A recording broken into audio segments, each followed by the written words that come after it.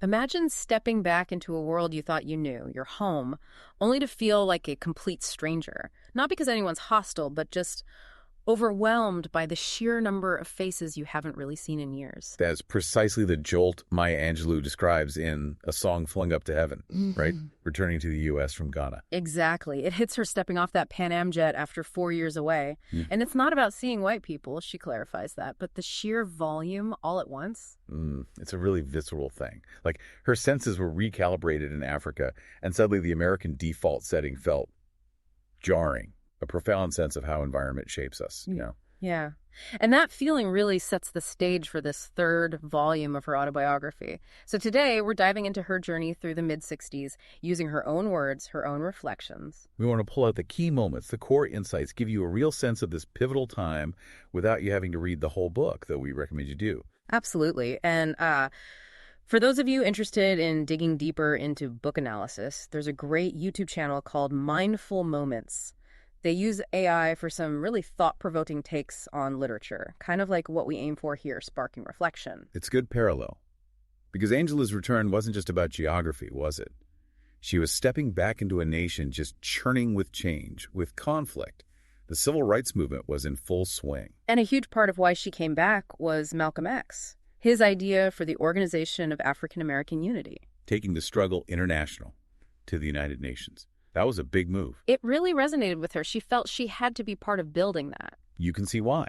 It offered a different path, maybe a more assertive one, than some other parts of the movement were taking at that time, internationalizing the issue, seeking that global stage. And it immediately changed how people saw her, even back in Ghana before she left. Her friends started treating her differently once they knew she was going to work with Malcolm. Like she was suddenly carrying some of his weight, his significance.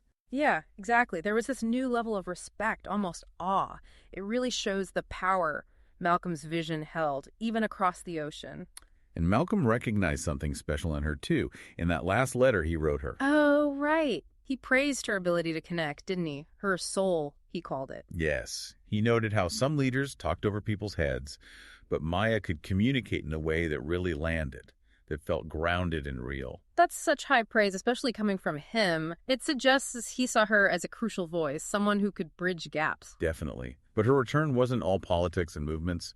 She's incredibly honest about her personal life, too, like that relationship where she gave up her own authority. That was tough to read. Conceding everything what they ate, lamb instead of chicken, solitude instead of seeing friends. Even when to go to bed. So small things, isn't it? They add up. They really do. She said she started to feel like a thing, just resentful. And she lost her appetite, not just for food. But what's powerful is her self-awareness. She doesn't just blame him. She recognizes she allowed it. She says, I had made the bed and slid into it. Taking responsibility, that's huge. It's the first step towards getting yourself back, right? Absolutely. And then there's the sensory shock of America itself. Idlewild Airport, now JFK, the noise. She calls it clamor, not just noise like in Africa's open-air markets. This was different. Shouts, horns, orders. It felt aggressive to her. A very different soundscape. Reflects a different pace of life, maybe a different kind of energy altogether. Amid all this, her memories of Malcolm are so vivid. She remembers telling him about a time she thought a white man genuinely tried to help him when he was in danger. And he just couldn't believe it, right? His experience just wouldn't allow for that possibility. It speaks volumes about the reality he lived with. Yeah, that deep distrust born from constant prejudice. But then she also shares these moments where he spoke about his wife, Betty. Tenderly, right?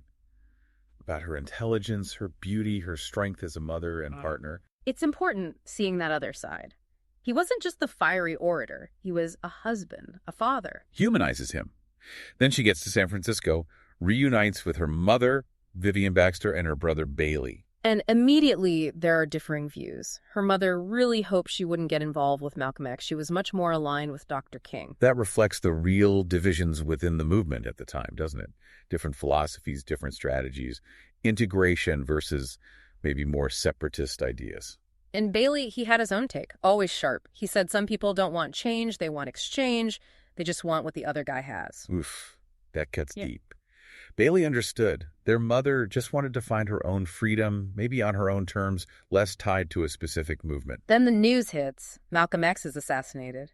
Angelou expects the cities to erupt. But Bailey's reaction is different. More cynical. Resigned, perhaps. Yeah. And their experience confirms his view, sadly. They go to this place, the Havana Bar, just hours later, and people are drinking, laughing, Yeah. life going on. That must have been so jarring for her. The disconnect between the magnitude of the event and the apparent indifference. The bartender's basically dismissive. Bailey has to pull her away, tells her not to set herself up to be knocked down, manage her expectations. Wise advice. Even if it's hard to hear, they try another place. Jack's Tavern, where her mother's older friends hang out. Maybe a different vibe there. A bit more somber, perhaps, but still not the outtouring of grief she anticipated. Bailey keeps telling her, control what you expect from people. It's a survival mechanism, that kind of pragmatism. But her family, especially her mother, really steps up.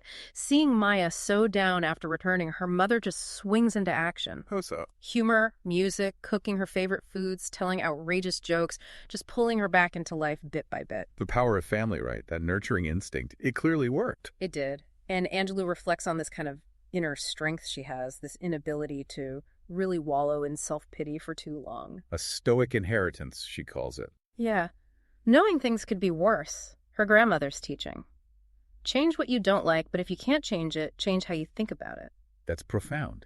It's not passive acceptance, it's an active mental shift, a way to maintain agency. And she links it to that African-American tradition of laughing to keep from crying, finding humor, finding strength. Even when things are incredibly hard, that resilience is such a key positive theme. Absolutely. And thinking about resilience, resources like Mindful Moments, or even our other explorations here, often touch on how people navigate immense challenges. It's a recurring human story. It really is. So she moves on, lands in Los Angeles. She's struck by the neatness of the houses in this one working-class neighborhood, longing for that kind of certainty. A desire for order after upheaval. Makes sense. And she meets Frances Williams Fran, who becomes a crucial guide, helps her find her feet. Fran suggests a job, random research. You're doing market research in the Black community, right? Exactly, but the script they give her, totally wrong. Patronizing. She knows immediately it won't work. So what does she do? She trusts her gut, uses straight back and straight talk, tells people honestly what the research is for, how understanding buying habits might actually benefit the community eventually. Respectful, direct. It worked. It did. It shows her deep understanding of her own community, the importance of authenticity. Then, Watts happens. The riots in 1965. A huge event. And she contrasts the TV version slow motion, sanitized, with the reality she experienced. The smell of burning wood and rubber, the sheer speed and chaos of it. Media often struggles to capture the raw truth of events like that, doesn't it? Totally. She hears "burn, baby, burn" on the radio. Analysts saying people are destroying their own neighborhoods. But she sees it differently. They're targeting stores they see as exploitative. There's a complex dynamic there. Yeah. An act of desperation and rage, but also targeted in its own way. Driven by curiosity and maybe fear, she walks right into the heart of it. Watches people picking through the debris, finding small things of value. Resilience again. Finding something salvageable even in total destruction. She even thinks about getting arrested, goes back wanting to stand for something, but it doesn't happen. What becomes clear in the aftermath is the desperate need for basic services, like a medical clinic. The riots exposed deep systemic failures and immediate community needs. She shares some fascinating smaller stories, too, like the black man cleverly dodging a white man's nosy questions without actually lying, a subtle form of resistance. Navigating a prejudiced world requires those kinds of strategies sometimes. And the formation of neighbors of Watts, mostly white women wanting to help, and this powerful figure, Mrs. Violetta Robinson, mother of Watts, demanding a proper child care center. Echoing the needs of slave mothers, Angelou notes. Connecting past and present struggles. Wow. Then there's the encounter with the French journalist who claims France never had slavery. Seriously. So Angelou schools him Haiti, Martinique, Guadeloupe. She sees him start to grasp, maybe for the first time, the deep roots of the rage felt by those denied privilege for centuries. Education through direct confrontation? Oh. Sometimes it's necessary. She also finds refuge in the arts. Joins Frank Silvera's Theater of Being, gets cast as the nurse in Medea. And she really dives into the character, creates this whole backstory for her. Yeah, a creative outlet. And she finds a community hub, too, Sid's Cafe and Bar, a place she feels welcome. Those spaces are vital, aren't they? especially when navigating so much personal and societal change. She meets Nichelle Nichols there, too, the actress. Right. And she recounts these interactions that highlight cultural misunderstandings, stereotypes, like the African friends surprised to see American Black people outside of media cliches. Or the partner who wished they could be like Doris Day and Rock Hudson, a total disconnect. And Bailey jumping in to defend her when he felt someone slighted her, that fierce loyalty. Their bond is incredible. She forms other key friendships, too, like with Dolly McPherson. They even share a connection to this African man from her past. That story comes back later, doesn't it? But first, she moves to New York. Friends help furnish her apartment, Sam Floyd, who notes New Yorkers help those who genuinely need it. A sense of community building again. And Bertis Baldwin, Jimmy Baldwin's mother, takes her in like another daughter, just incredible warmth and support. But finding work is still a struggle. She tries for a job at the Saturday Review. Norman Cousins gives her a tough assignment, summarizing international articles. Dolly helps her, pushes her. She nails the assignment. But when she goes back, the receptionist just shuts her down, based on prejudice. Seems like it, just dismissive. A stark reminder of the barriers still firmly in place. Despite her talent and effort. She keeps engaging intellectually, though. A difficult talk with Jimmy Baldwin about Eldridge Cleaver's Soul on Ice, the whole son killing the father idea. Wrestling with the big ideas of the time. And then this unexpected offer from Jerry Purcell. She reads her poetry at his place, and he offers her a monthly stipend to support her writing. Wow. Just out of the blue. Pretty much. With the slightly odd advice to avoid drugs, just genuinely concerned for her well-being, it was a lifeline. Sometimes help comes from unexpected places. Then, that phone call, the African man from Ghana, he's coming to the U.S. to teach. The one she and Dolly had talked about. The very same. And he calls, says he won't come for her this time, offers her a card, like some kind of consolation prize, criticizes her sharp tongue. Oh, incredibly patronizing. So Angelou decides, okay, I'll host you and your guests. And she and Dolly cook up a plan, a little bit of payback theater. Okay, I need to hear this. They host this dinner party. It's awkward. Finally, Angelou and Dolly just confront him about his past behavior, his treatment of women. Directly. At the dinner party. Yep. And his explanation for infidelity is something else. Basically, that African men are faithful only when it suits their self-preservation. Yikes. How did that end? He leaves, eventually. And she knows, deep down, he's not coming back for her. It's a real moment of closure, of her asserting her independence. Powerful. Reclaiming her narrative. Around this time, there are moments of real connection, too. The Carnegie Hall concert for W.E.B. Du Bois' 100th birthday. Ossie Davis, Pete Seeger, James Baldwin. And Dr. King speaking powerfully, connecting everyone there to Du Bois' dream. She even meets King backstage, briefly. The significant moment. But there's personal sadness, too. Her son, Guy, announces he's traveling to Europe, then Morocco. She feels that pang, but supports him, hosts a party for him, which leads to another moment of asserting herself. What happened? Someone brings a rude guest who insults her home. Guy gets incredibly angry, protective, but Angelou handles it firmly, as the hostess. It actually leads to this really beautiful moment of understanding and love between her and Guy. Setting boundaries, even within family, can strengthen relationships sometimes. Then it's her birthday, April 4th, 1968. She's celebrating quietly with a neighbor. Dr. King is in Memphis. Oh no, I know where this is going. She's actually supposed to travel soon to meet with him in the SCLC. She feels some nervousness about it. Dolly reassures her she's planning a party. And then the news breaks. Devastating. Martin Luther King Jr. assassinated. The impact on New York is immediate, profound, but different from the reaction to Malcolm's death. How so? Less outward rage, more collective lament, deep shared grief. People comforting strangers on the street.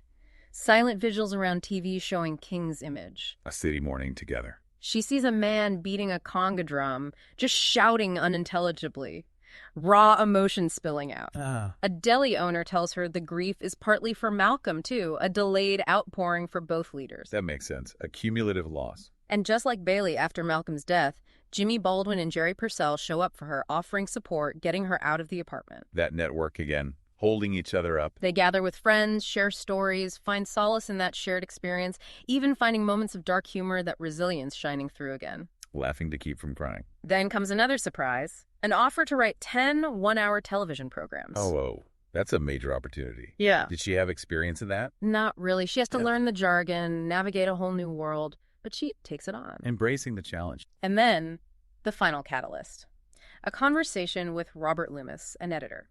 He talks about how hard it is to write autobiography as literature, says it's almost impossible. In that kind of discouragement. Ironically, it lights a fire under her. She decides, I'm going to try. And she sits down and starts writing, I Know Why the Caged Bird Sings. Beginning with that incredible line, "What you looking at me for? I didn't come to stay." Just amazing. The book ends with this beautiful weekend visit with her mother, celebrating their bond, their strength as Black women, her mother telling her how fabulous they are. A perfect culmination of that theme of resilience and Black womanhood. So, looking back at A Song Flung Up to Heaven, what really stands out is that incredible resilience, isn't it?